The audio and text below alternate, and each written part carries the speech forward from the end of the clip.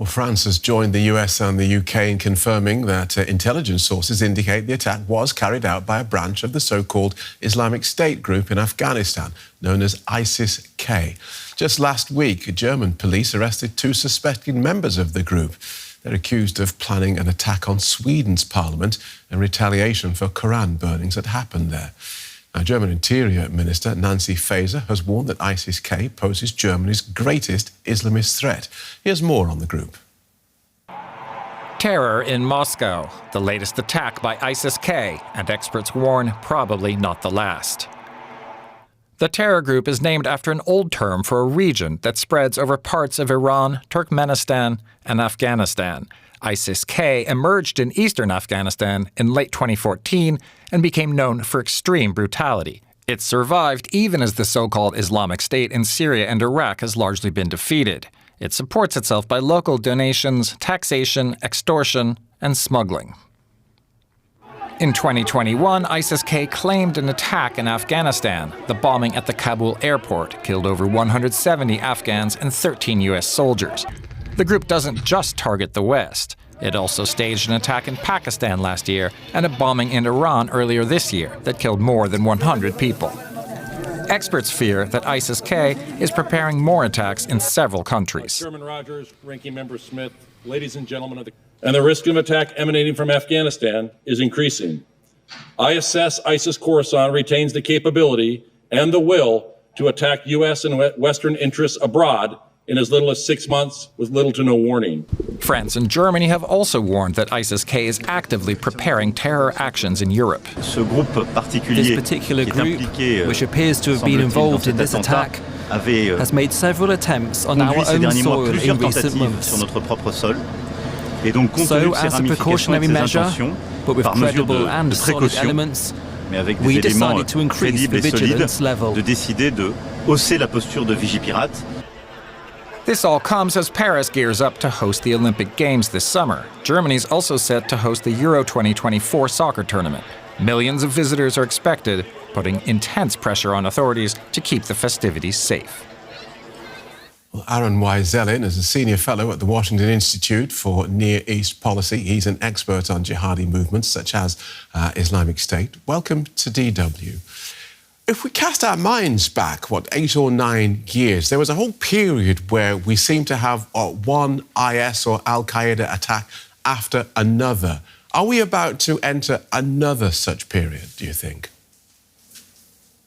It's definitely a possibility. We've seen over the last year or so that the Islamic State Khorasan province, or ISKP, has been building up its capacities internationally, first targeting local countries in Afghanistan and Pakistan, expanding it out to more regional states like Iran and Turkey. Obviously, we've seen the most recent attack in Russia.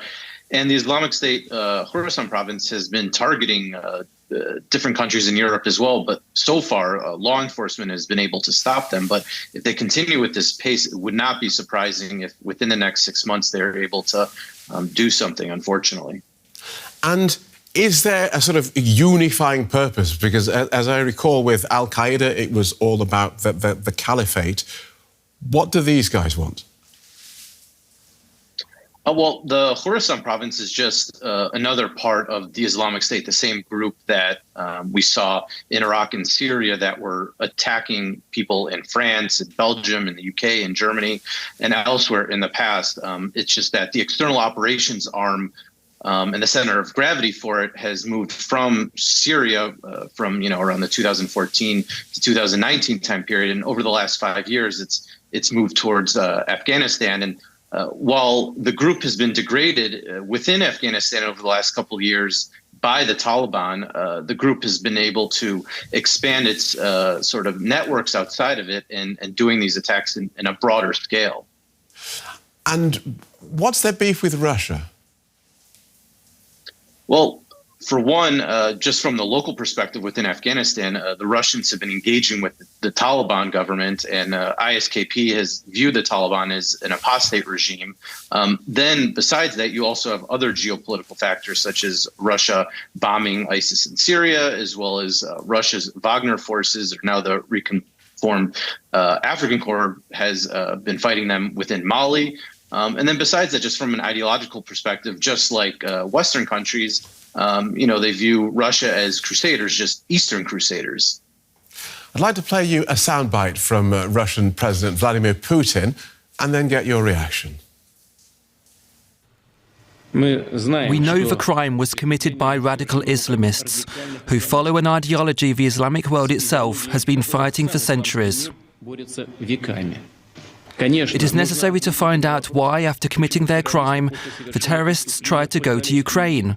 Who was waiting for them there? Aaron Y. Zelin, Vladimir Putin there seems to be trying to link what appears to be the action of IS terrorism with the conflict in Ukraine. Does that sound credible? I don't think so. It appears more for local political audiences and disinformation than anything. There's no evidence to suggest that any ISKP networks have ever had any links to Ukraine at all. And also, how do they actually know which direction they're specifically going, since there's a large amount of space between Moscow and Ukrainian territory? Yeah, the attack was reminiscent of some of the worst terror attacks in Europe, like the Bataclan attack in Paris in 2015. What sort of planning, time and effort would have gone into this? It's clear that, they've been planning this for a while. It's likely that the individuals involved in the attack likely cased the actual concert hall ahead of time and looked at it to see what they can do and how much they can potentially get away with. And this also comes on the heels of the large-scale bombing attack that ISKP did in Iran earlier this year. So they've increasingly been able to have extremely deadly attacks through these broader networks of individuals that they've been able to recruit, likely train, as well as facilitate financial transfers to help them out plan such a sophisticated operation. Right. So the period of relative quiet, if I can put it that way, that we've enjoyed over this last few years, what do you put that down to? Is that down to military intervention in Syria, for instance, or is that down to the work of the various national security agencies? I think it's a combination of the military campaign in Iraq and Syria and taking IS out of the territory there, as well as degrading its capacities, and thus the center of gravity of these external operations had to move to another province, quote unquote, of the Islamic State, but also great law enforcement of local authorities in many different countries and intelligence sharing between them. It's important to remind people that the U.S. actually warned Russia weeks ahead of time that they had credible intelligence that there was the potential for an attack, and yet days ahead of time, President Putin scoffed off as if it wasn't a serious thing. Hopefully, the Russian government heeds those warnings in the future. And now, here on the continent of Europe, we have the Paris Olympics on their way and the European Football Championships, both massive crowd events, the sorts of spectaculars that terrorists would like to pull off.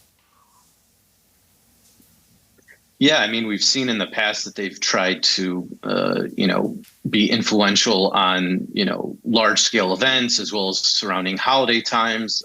So I wouldn't be surprised if we saw specific plots trying to target this. But, the hope is that through law enforcement, greater intelligence sharing amongst different allies and partners, that, they will be thwarted, as most of the plots so far have been thwarted in the last few years. Good talking to you. Thank you so much for joining us. Aaron Y. Zelin from the Washington Institute for Near East Policy. Thanks for having me. German Interior Minister Nancy Faeser has warned that the so-called Islamic State affiliate known as ISIS-K currently poses the greatest Islamist threat in Germany. She says the threat of Islamist terrorism in Germany remains acute. Just last week, German police arrested 2 members thought to be linked to the group. They're suspected of planning a terrorist attack around the Swedish parliament in retaliation for Koran burnings. More on this with DW political correspondent Giulia Saudelli. Giulia, tell us more about the Interior Minister's labelling of this group as being such a big Islamist threat here in Germany. Well, we know from terrorism experts, but also from intelligence services in Western countries, that ISIS-K is ready and capable of attacking Western interests, not only in their region, but also outside. We've seen the attack happening in Iran. We've seen now the attack in Moscow that seems to be linked to ISIS-K. And we also know that ISIS-K has a network that is capable of acting quickly and also wants to expand and project its power outside of its own turf. And we've seen also a few attacks being foiled in Europe, some of them in Germany. For example, the 2 arrests that we've seen happened last week of 2 Afghan citizens being arrested for a planned attack against the Swedish parliament. But there were also arrests carried out between December and January in Germany for a planned attack against the Cologne Cathedral in the west of Germany. So we see that German authorities, including the intelligence services, are looking into the threat posed by ISIS-K specifically, and that they are also being able to foil a few of these attacks, up to 4 last year. So looking into the threat, and what else are officials actually doing? Well, we have seen, for example, in France, that the terrorism threat level has been raised to the maximum level. That has not happened in Germany, but that also has to do with the fact that the system to measure the threat level is different here. What we know is that authorities in Germany had been on high alert already since October 7th, as they had seen that Islamist networks had been mobilizing a lot since the Hamas terror attack against Israel and the conflict in Gaza. We also know that now the ISIS-K threat has come on top of this, and that ISIS-K is bringing forward a new threat, which means that militants aren't looking at individuals carrying out attacks and planning attacks, but they have a bigger network that is able to coordinate more broadly. So definitely German authorities, intelligence services looking into this threat with quite a lot of attention. Giulia Saudelli, thanks for the update. Former State Secretary of the Interior Ministry, Günter Krings, joins us. He's legal policy spokesman for the CDU-CSU parliamentary group. Welcome to DW. What makes ISIS-K an acute terror threat in Germany, to use the Interior Minister's words? Obviously, this part of ISIS is the one part that is still the most capable, the most active, and it's very frightening to all of the world. And I think the fact that not only Germany, but also other European countries have increased their terror alert level also shows how absurd the allegation in Russia is, that maybe this is some kind of plot by Ukraine. So it proves actually that the rest of the world, the whole of the world, believes that this group of ISIS is a really credible threat to all of us. And what they could do in Russia, they could also at least try to do in other countries, including Germany. And we have seen, or you have mentioned, the planned attack in Sweden. We had a planned attack in Cologne in Germany. So this is a part of ISIS we have to look upon very closely. How do terrorist groups use Germany to launch or plan attacks, as you put it, in other countries? I don't think they only use Germany, but since my time in my service in the Home Affairs Ministry, I was very concerned by the lack of capabilities that we have. Not in the technical sense, we have great people in our security agencies, one of the best in the world. But our laws are very strict when it comes to also do signal intelligence, for example. And there we are much dependent on the insights of other security agencies from other countries. I think this has to be mended. And we had this problem in our coalition when we had a coalition partner, the Social Democrats, that would not allow us to do what we had to do to protect our people even better than we were able to do. And the problems go back really far. I mean, the 9/11 attacks, there was the Hamburg cell, for example, students from Arab countries who became key operatives in the attacks in the US. Yes, again, we have to take this very seriously. Germany has very good security agencies that also cooperate very well with other countries. Also, German agencies have given important information to other agencies, but our signal intelligence is not in a shape that it should be, according also to the legal restrictions that we have here. So what needs to change, in your opinion? we have to amend our laws. We have to allow at least these kind of signal intelligence measures that other countries have, to look into digital communication more closely. It can be done. Countries that have these legal rights, legal competences, are also rule of law states. So we should not be afraid to amend our laws to be even better prepared for such attacks. It's certainly only one reason. We have also have a public that has to be more on the lookout when it comes for possible terrorist threats. But I think Germany has great agencies, has great security agencies, and so I'm quite optimistic that we can do it. But we have really to make an update of our legal framework. German politician Günter Krings, thank you very much for joining us here on DW News. Sure.